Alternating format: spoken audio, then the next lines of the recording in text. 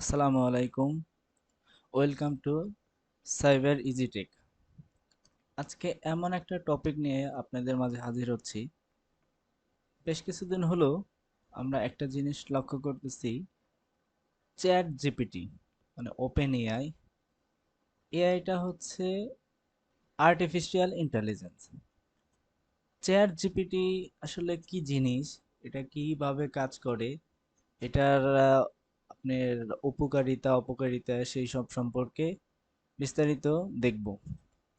Chat GPT মানুষের কার্যক্ষমতা বাড়াবে, না চ্যাট জিপিটি মানুষের যেই সুবিধাগুলো নিয়ে আসছে চ্যাট জিপিটি দিয়ে মানুষের বিভিন্ন যে ধারণাগুলো আছে, আমরা বেসিক্যালি চ্যাট জিপিটি কিভাবে কাজ করে সেই সব সম্পর্কে বিস্তারিত দেখব। চ্যাট জিপিটি এটা এমন একটা প্ল্যাটফর্ম যেখানে আপনি, ফর এক্সাম্পল, আমরা যখন গুগলে কোনো কিছু সার্চ করি সেক্ষেত্রে দেখা যায় যে রাইটে প্যারাগ্রাফ পদ্মাবৃজ, এখানে গুগলে যখন আমি সার্চ করতেছি write a paragraph about Padma bridge, আমাকে গুগল দেখাচ্ছে কি বিভিন্ন লিংক, বিভিন্ন পেজ, বিভিন্ন ওয়েবসাইট, বিভিন্ন কন্টেন্ট দেখাচ্ছে।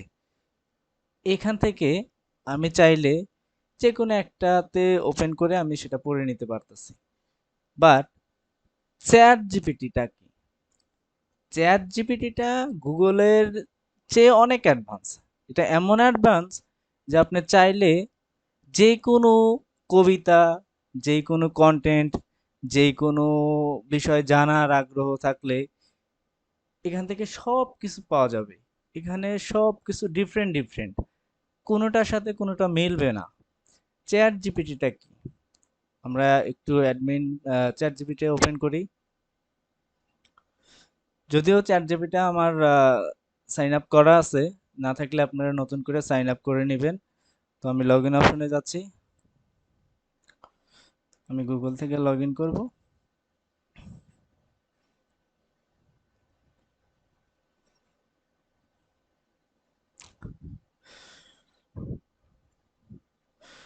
নেক্সট, নেক্সট, ডান। চ্যাট জিপিটির প্ল্যাটফর্মটা এরকম, দেখ ইন্টারফেসটা হবে। চ্যাট জিপিটি কিভাবে কাজ করে সেই জিনিসটা আমরা দেখব। যে আমরা যখন গুগলে সার্চ করেছিলাম write a paragraph about Padma bridge, just এই লেখাটা আমরা কপি করি, এখানে আমাদের অনেকগুলো পেজে নিয়ে গেছে দেখাচ্ছে। বাট চ্যাট জিপিটি কি করে? চ্যাট জিপিটিতে আপনি যখন এটা লিখবেন, লিখে যখন এন্টার দিবেন, দেখেন কি হয়।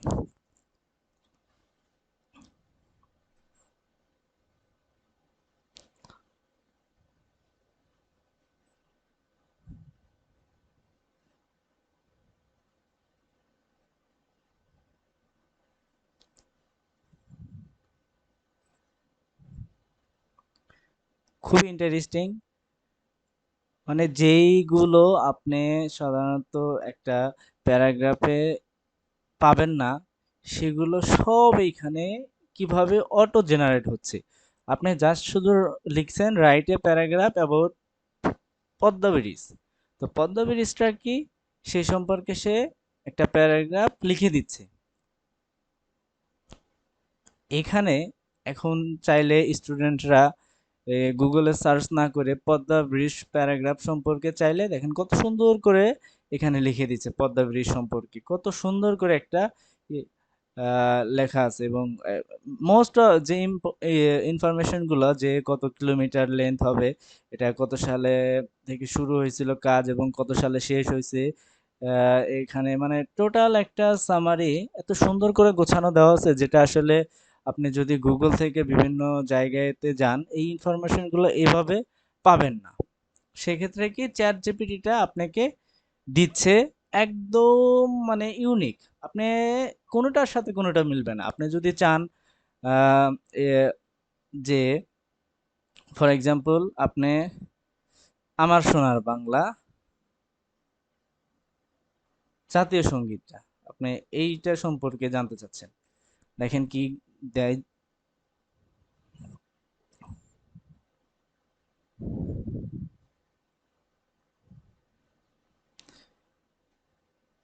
সবচাইতে মজার ব্যাপারটা হচ্ছে আমি যখন ফার্স্টে আমার সোনার বাংলা জাতীয় সঙ্গীত এটা লিখে সার্চ করি, মানে এত সুন্দরভাবে সে যে জিনিসটা উপস্থাপন করছে, যেটা আমার আগে কখনো জানাই ছিল না। যে আমাদের বাংলাদেশ ছাড়াও আমাদের পার্শ্ববর্তী দেশ ইন্ডিয়াতেও, কলকাতাতে মানে আমাদের এই জাতীয় সঙ্গীত গাওয়া হয় এবং হচ্ছে আমাদের এই আহ, জাতীয় সঙ্গীতটা তারা খুব গুরুত্ব সহকারে এটা পালন করে। কত সুন্দর করে লিখে দিয়েছে।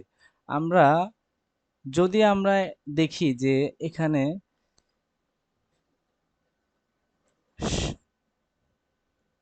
স্বাধীনতা দিবস উপলক্ষে একটি কবিতা। আমরা সাধারণত বিভিন্ন স্বাধীনতা দিবস, 21শে ফেব্রুয়ারি, আন্তর্জাতিক মাতৃভাষা দিবস, 16ই ডিসেম্বর, বিজয় দিবস উপলক্ষে বিভিন্ন রচনা প্রতিযোগিতা হয়, কবিতা প্রতিযোগিতা হয়, কবিতা আবৃত্তি প্রতিযোগিতা হয়। সেখানে যদি আমি অন্যের কবিতা মুখস্থ না করে যদি আমি এরকম চাই যে স্বাধীনতা দিবস উপলক্ষে একটি আমি কবিতা আহ লিখবো, নিজে লিখবো, সেটা কি, আমি তো কবি না, আমি লিখতে পারবো না। সেই ক্ষেত্রে যদি আমি এআই এর সহায়তা নেই, দেখেন আমি নিজেই কবি হয়ে যাচ্ছি। এই সবচেয়ে মজার ব্যাপারটা হচ্ছে আপনি এই কবিতাটা গুগলে বা কোথাও আপনি কখনোই পাবেন না। আর এটা এমন ভাবে তৈরি হয়, এটা একবার যেটা দিচ্ছে আপনার, আপনি যদি সেম টাইমে আবার এটা ট্রাই করেন আবার ডিফারেন্ট আসবে, একটা লাইনও একটা লাইনের সাথে মিলবে না। সো আপনার এই কবিতা কেউ বলতে পারবে না যে এটা আমি তো আগে লিখেছি, এটা আমি আগে পেয়েছি, এটা অমুক কবি লিখেছে, এটা সে আগে করেছে, এরকম করে। মানে জিনিসটা যে কত মজার আপনি কল্পনাও করতে পারবেন না। যে এখানে যেমন মজার আছে, সেই সাথে এইখানে একটু প্রবলেমও আছে। ধরেন একটা কবি তার ধ্যান জ্ঞান, তার পড়াশোনা, তার যাবতীয় আম, যখন সে এইখানে আহ, দিয়ে একটা কবি হয়, সেখানে আমরা কি করতেছি, এর মাধ্যমে কবি না হয়ে আমরা যেভাবে চাচ্ছি সেভাবে সুন্দর একটা কবিতা। দেখেন, স্বাধীনতা আমার জীবনের সার, সেই দিনগুলো কখনোই ভুলিতে পারি না, তখন ছিল মুক্তি মানুষের জন্য, তখন ছিল নাগরিকত্বের স্বপ্ন সকল মানুষের। মানে তিনটা পাড়ায় একটা কবিতা লেখা হয়েছে। খুব মজার না? দেখেন, আমি যদি সেম, আমার এটা পছন্দ হয় নাই, আমি যদি চাই, সে এআই কি বলবে, রিজেনারেট রেসপন্স, এখানে যদি ক্লিক করি সে আবার আমাকে আর একটা কবিতা লিখে দিবে।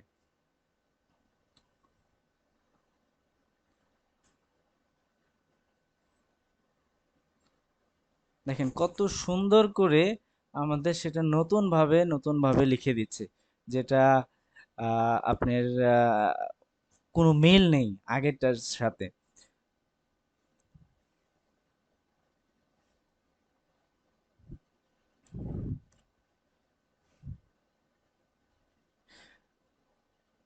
যখন স্কুল থেকে বলা হয় যে write a letter your friend about your school, যখন আমরা লেটার লিখতে বলবো, লেটার লিখি, তখন দেখেন যদি একটা স্টুডেন্ট চায়, সে এখান থেকে খুব সুন্দরভাবে আপনার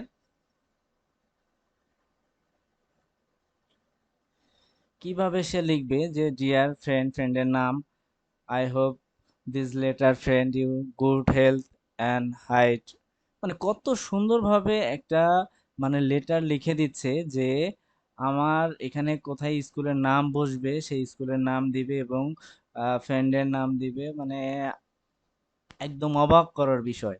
এখন বিষয়টা হচ্ছে অনেকেই বলতেছিল যে এতে করে হচ্ছে স্টুডেন্টদের মেধা বিকাশ হবে না।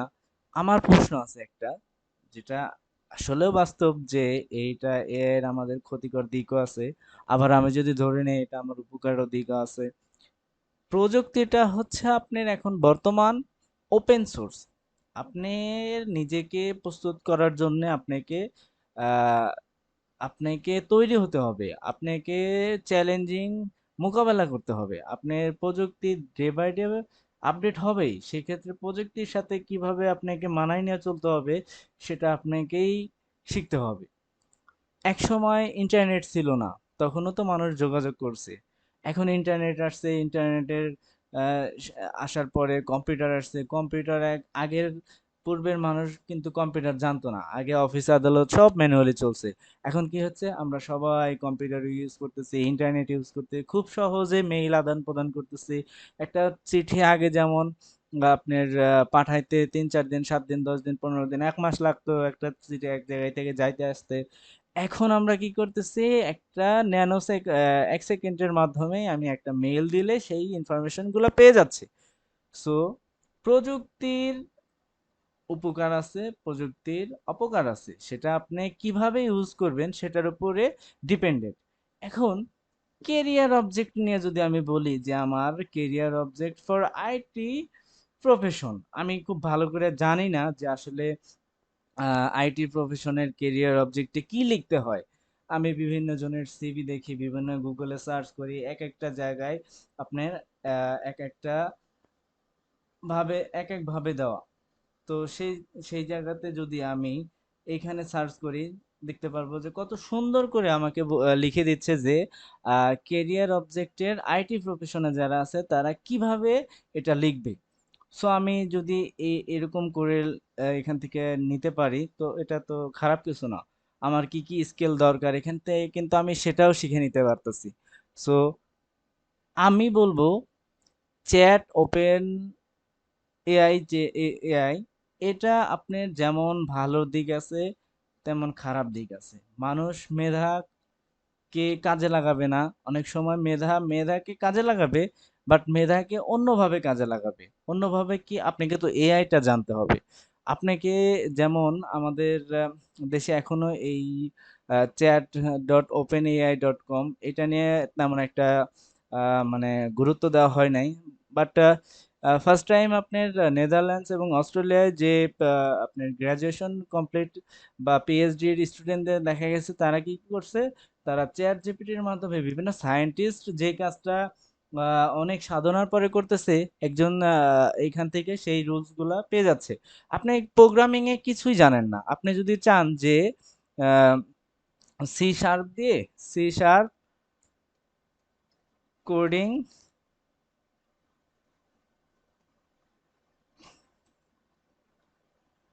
C sharp code,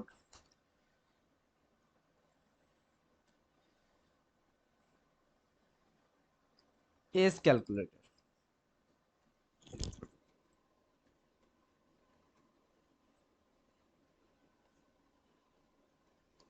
S calculator. আমি কিন্তু সি শার্পের কোনো কোড জানি না। তো দেখেন, একজন প্রোগ্রামার সে কোড জানে না, বাট সে যদি সি শার্পের কোড কিভাবে লিখতে হয় এখানে কিন্তু খুব সুন্দরভাবে দেওয়া আছে, এবং এই কোডটা কিভাবে জেনারেট হবে, কিভাবে কি বিস্তারিত এখানে বলা আছে। দেখেন কত সুন্দরভাবে এখানে একজন প্রোগ্রামার, যেটা সে প্রোগ্রামিং করতে গিয়ে এই কোডগুলা তাকে শিখতে অনেক পরিশ্রম করতে হয়েছে, অনেক ভুল নারী কমা কোথায় ভুল হইলেই প্রোগ্রাম তো কাজ করে না। সেক্ষেত্রে কি করতেছে, আপনার এখান থেকে কপি পেস্ট করে নিয়ে আপনি কাজ করতে পারতেছেন। আপনি পাইথনে যান, আপনি যে কোনো ল্যাঙ্গুয়েজ যান, আপনি যা চান না কেন, হোয়াট এভার, আপনি যেটাই চান না কেন, ওপেন এআই আপনাকে সব বলে দিবে। ওপেন এআই এর আরেকটা মজার যেটা বিষয় সেটা হচ্ছে, যদি আমি একটা লাস্টের দিকে চলে এসেছি, আমার বেসিক বেসিক ও যে জিনিসগুলো আমি সেসব নিয়ে কথা বলার চেষ্টা করেছি। বাংলাদেশের জাতির পিতা শেখ মুজিবুর রহমানকে নিয়ে একটা রচনা লিখি, দেখি আমি যদি ট্রাই করি সেখানে আমাকে কিভাবে লিখে দেয়।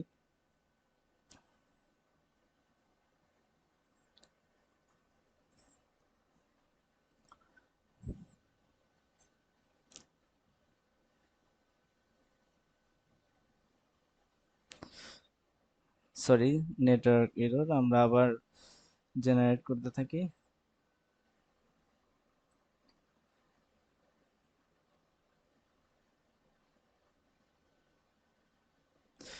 দেখেন, শেখ মুজিবুর রহমান বাংলাদেশের মানবতাবাদী জনতা হিসেবে বিখ্যাত। তিনি বাংলাদেশের স্বাধীনতা পেতে প্রথম লোক হিসাবে গণ্য।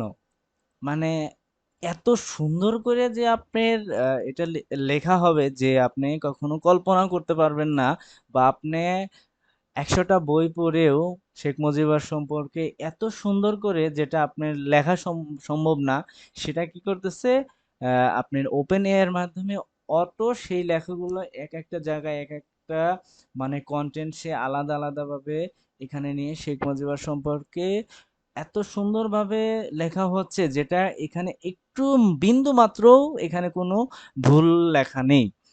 তো ওপেন এআইটা কি সেই জিনিসটা আমরা খুব ভালোভাবে বুঝতে পারছি। আর ওপেন এআই আমাদের আম, চাকরি থাকবে কি না থাকবে এটা নিয়ে অনেক প্রশ্ন আসছে। আজকের মেইন টপিক ছিল যে আসলে ওপেন এআই মানুষের চাকরি নষ্ট করবে কিনা, বা ওপেন এআই হইলে তো অনেক কাজ আছে যেগুলো আসলে সাধারণত যারা কন্টেন্ট ক্রিয়েটার বা আপনার ডাটা এন্ট্রি কাজ করে, যারা এসইও নিয়ে কাজ করে, এইগুলো ডিফারেন্ট ডিফারেন্ট কাজগুলো যেটা আমরা সাধারণত দেখি যে আহ, কিছু লোক যেই কাজগুলো করতেছে সেই কাজগুলো যদি ওপেন এআই করে দেয়, সেক্ষেত্রে আমরা বুঝতে পারি যে ভবিষ্যতে আমাদের হয়তো প্রবলেমে পড়তে হবে, তখন তাদের কর্মসংস্থান কি হবে। এটা আসলে ভুল কথা। মানে একজন মানুষ যে 15 বছর আগে কম্পিউটার জানতো না, সে কি এখন চাকরি করতেছে না? সে কম্পিউটার শিখে নিচ্ছে। তো ওপেন এআই আসলে ওপেন এআই কে আমরা ভালো কাজে যেভাবে ব্যবহার করতে পারি সেই সব সম্পর্কে আমরা জানবো।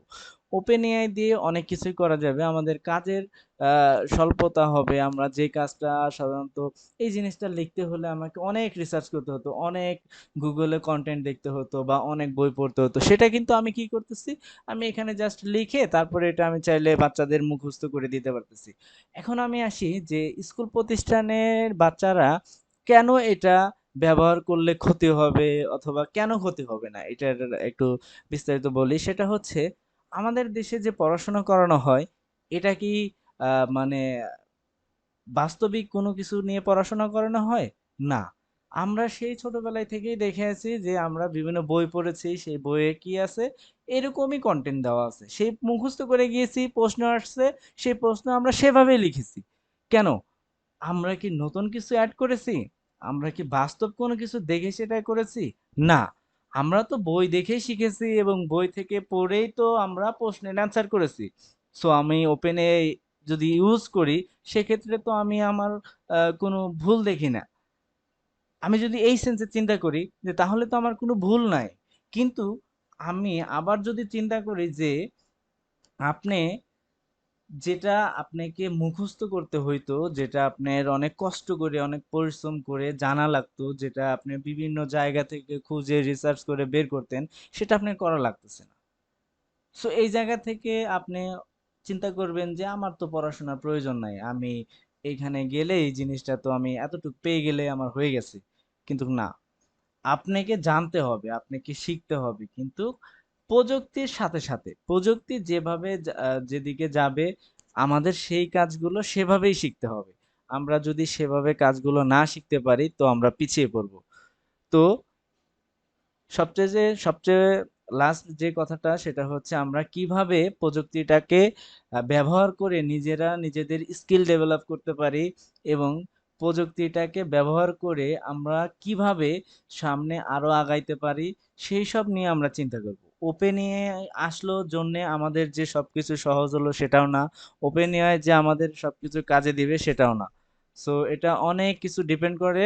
এটা আপনারা কিভাবে ইউজ করবেন, প্রযুক্তিটাকে কিভাবে ইউজ করবেন সেটা আপনাদের বিষয়। আশা করি আমার ভিডিওটা আপনাদের ভালো লেগেছে। আর যদি ভালো লেগে থাকে, অবশ্যই আমাকে উৎসাহ বাড়ানোর জন্য একটা সাবস্ক্রাইব করবেন, like comment share please. Thank you. আসসালামু আলাইকুম।